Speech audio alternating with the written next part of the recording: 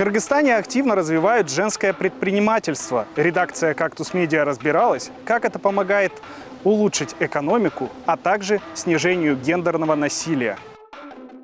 Насильственного характера факты – это больше в тех семьях, где женщина не работает, либо женщина-мигрант, женщина зависит от мужа, да, финансово. То есть эти женщины больше зависимы, экономически зависимы.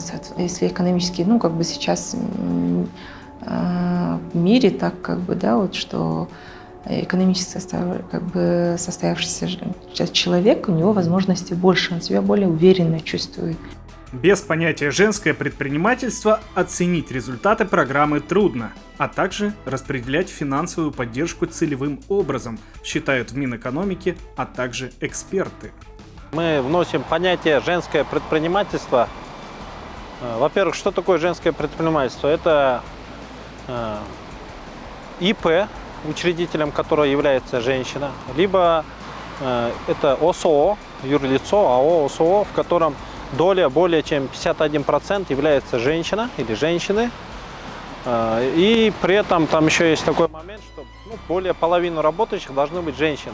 Вот этот момент мы сейчас думаем, потому что тогда, получается, только швейный и образовательный сектор охватятся. Возможно, мы эту цифру спустим до 10% или вообще уберем. Это, наверное, связано с тем, что женщинам достаточно тяжело начинать свой бизнес, развивать его, потому что многие женщины свой, так скажем, активный период молодости, с 20 до 40 лет, они проводят тем, что они выходят замуж, рожают детей, находятся на декрете. И, так скажем, к 40 годам, когда начинают открывать бизнес, у них недостаток опыта, недостаток залогов, если они хотят взять кредит в бизнес. Потому что, в основном у нас залог оформлен на представителей, так скажем, мужского пола. И здесь все-таки нужно было их особо отметить и дать им особые льготы. Эти и другие шаги, как отмечают эксперты, помогут снизить уровень гендерного насилия в Кыргызстане, а также повысить представленность женщин в экономике.